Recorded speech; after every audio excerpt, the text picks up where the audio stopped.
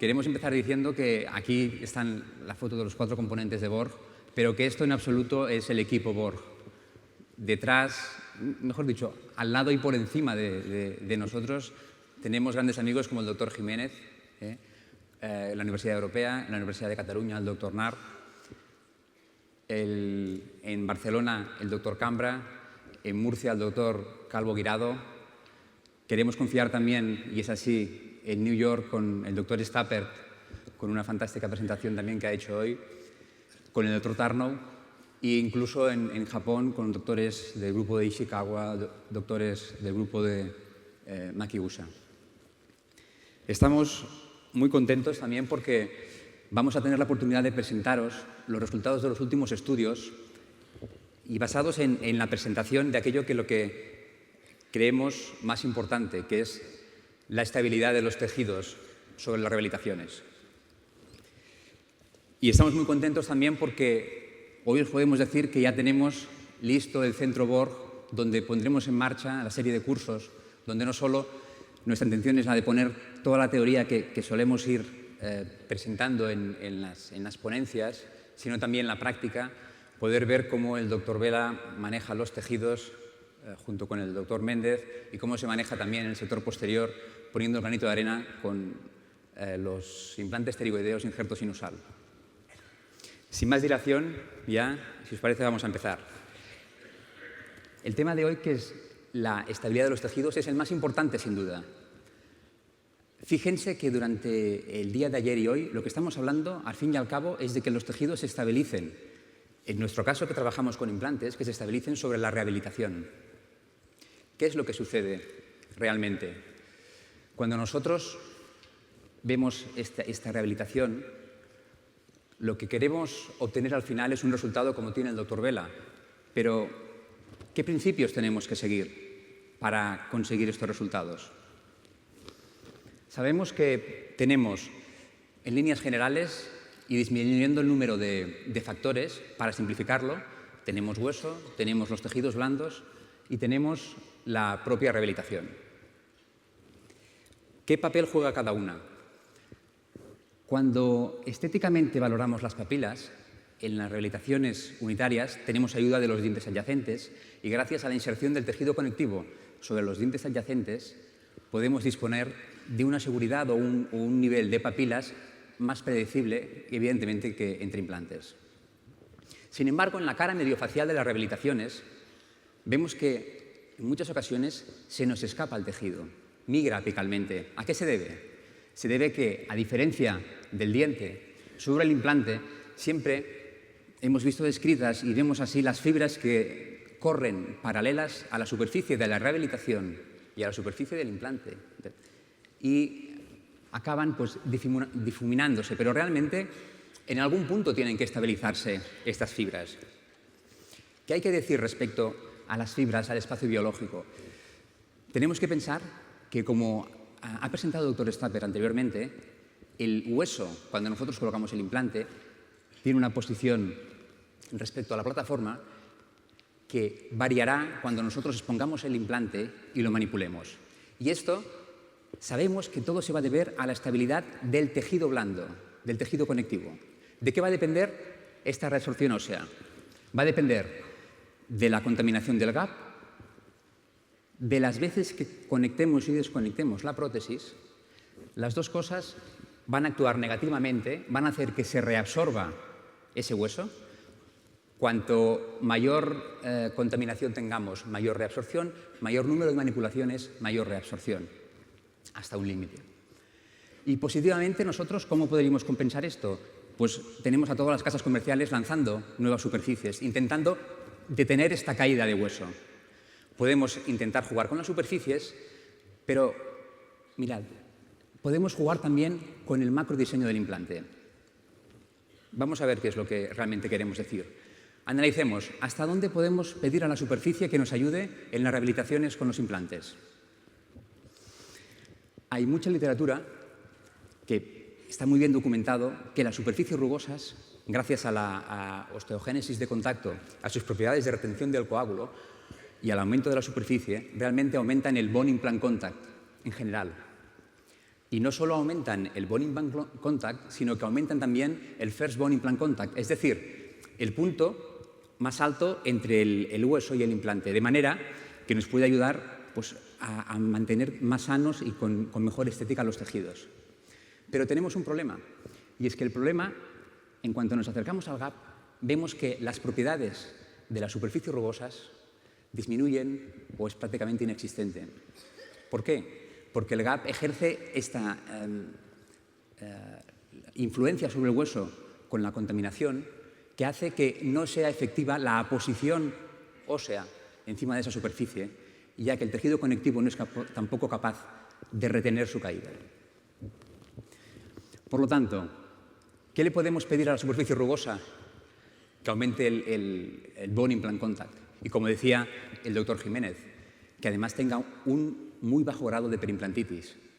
¿Y le podemos pedir que aumente el first bone implant contact? Sí, pero no le pidamos que vaya mucho más allá de 1,5 milímetros desde el gap. Ahora cambiamos de chip y vamos a decir qué le podemos pedir al macrodiseño de la rehabilitación. Vamos a analizar brevemente el estudio que publicamos en el 2006 en Indian Dentistry. Fijaos que realmente es interesante. ¿Por qué? Porque nosotros comparamos implantes con cambio de plataforma y sin cambio de plataforma, y lo que vimos era que el mismo diseño de implante, con la misma superficie, incluso superficie maquinada, cuando nosotros pasábamos de colocar un implante de 5 milímetros y poníamos un implante la plataforma de 5 a una plataforma de 4 milímetros, resulta que cambiando la Batman, que está en contacto con el tejido conectivo, obtuvimos una mejora en el first bone implant contact de 2,5 milímetros a 0,7. Es decir, solo por el hecho de poner una Batman que ocupase toda la plataforma o que dejase un espacio lateral, habíamos ganado muchísimo más de la mitad. O sea, el hueso se había resolvido mucho menos, solo cambiando el pilar que está en contacto con el tejido conectivo. ¿Y esto por qué? Como dice Mourinho.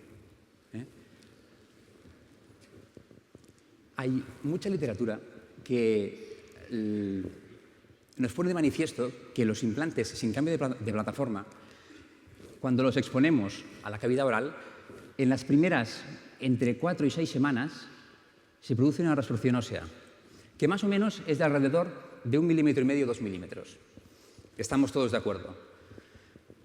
Pero es que también hay otros autores que nos dicen que después de este mes de exposición al medio oral y durante el primer año, esta reabsorción es de, en vez de decir 2 milímetros, dicen hasta la primera espira. Pero ¿en qué quedamos? ¿Es en la primera espira o es realmente en estos 1,52 milímetros? Si habéis observado, esta reabsorción de 2 milímetros en el anterior artículo coincidía con esa primera espira. O sea, si la espira tiene algo que ayuda a mejorar el first bone implant contact durante la fase de cicatrización, podríamos preguntarnos, ¿los implantes sin espiras tienen mayor reabsorción ósea? Pues podríamos preguntárselo a Albrechtson con el artículo en el que firmaba Bolin, que nos dice que los implantes cilíndricos sin espiras, en su estudio presentaron todos un first bone implant contact más apical, una reabsorción ósea alrededor del implante mayor que los implantes con espiras. ¿De acuerdo? Esto va a nuestro favor. Pero si esto fuese así, entonces, si nosotros el implante clásico, en vez de colocarlo subcrestal, lo colocásemos a nivel supracrestal, como aconseja el doctor Cambra, en muchas ocasiones en el sector posterior, tendría que reducirse esta reabsorción ósea. Pues sí, Davarpanah nos lo dice.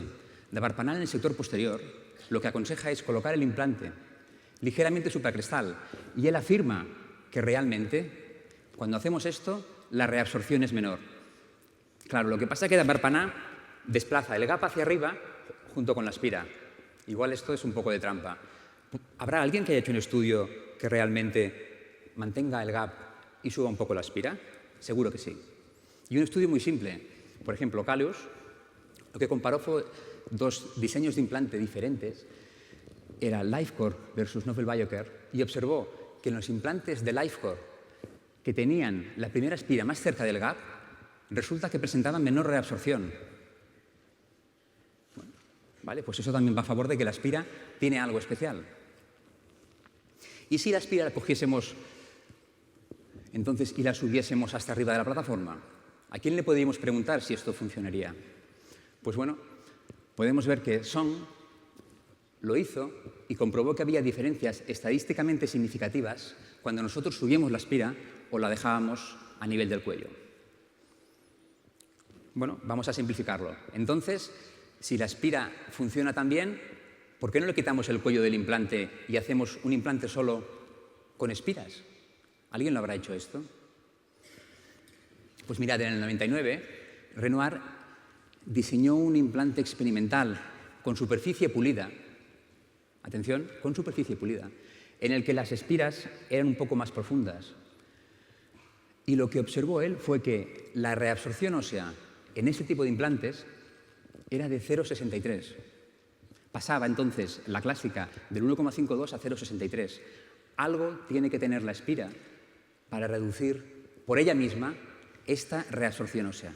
Y no tiene que ver con la carga, porque hemos visto que se realiza en las primeras 4 semanas. No nos ha dado tiempo de poner la rehabilitación y empezar a masticar el paciente. ¿A qué les recuerda esta imagen? A nosotros nos recuerda al cambio de plataforma, al artículo del punto de partida. Es decir, si se fijan, el 0,63, muy parecido al 0,7 que obtuvimos, realmente tenía la misma influencia. Ahora es el momento de pensar realmente qué tienen en común, entonces, este diseño de implante con los anteriores de la primera espira. Hemos intentado sintetizar lo máximo. ¿Y qué es lo que hemos sacado en claro? A ver si están de acuerdo. Los implantes, que son los matched implant, los implantes sin cambio de plataforma, el primer punto donde el diámetro de toda la rehabilitación pasa de menor diámetro a mayor diámetro es en la primera espira. ¿Entienden lo que queremos decir? Esto es ancho, aquí disminuye, aquí sigue con paredes paralelas, y este es el primer punto que disminuye y el primer punto que aumenta. ¿Están de acuerdo? Resulta que en cambio de plataforma, este punto lo situamos más cronalmente. A ver si va a ser esto, porque no hemos visto ninguna otra característica que pudiese coincidir. Y partiendo del punto de partida también, que sin espiras no se controlaba bien esta estabilidad del tejido. Si tenemos que analizar fisiológicamente quién ha de ser el responsable de este First Bone Implant Contact, nos lo pone muy fácil, es el tejido conectivo, esto ya lo sabemos. Es la estabilidad del tejido conectivo. Así que, si les parece bien, vamos a plantear pues, como una hipótesis, ¿qué es lo que puede pasar en ese momento? Lo que queremos es analizar el espacio biológico alrededor de las rehabilitaciones, pero no de una manera estática, porque para entender bien el espacio biológico creemos que se tiene que entender con cada evento. Es que hemos dicho que el espacio biológico cambia por el gap, por la contaminación del gap, por la manipulación del gap, por un montón de factores. Y nosotros es lo que vamos haciendo en las rehabilitaciones. En nuestras rehabilitaciones no colocamos el implante y ya está, le colocamos una Batman y ya está, no, lo manipulamos.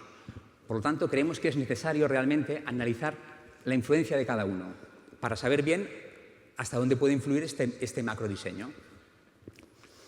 Hemos montado una animación basándonos en estos fantásticos artículos de Scerano, Ruger y Schubach que nos muestran unas fibras circulares, que veréis cuáles son, y por supuesto en el artículo de Berlung 2007, que es un fantástico análisis sobre cómo va evolucionando el espacio biológico alrededor de los implantes. Totalmente recomendable y necesario. Y en el otro lado veis estos dos artículos que anteriormente ya ha presentado uno el doctor Stavert y en el que planteamos la hipótesis de que la espira puede tener algo interesante. Fíjense a ver si están de acuerdo. Aquí tenemos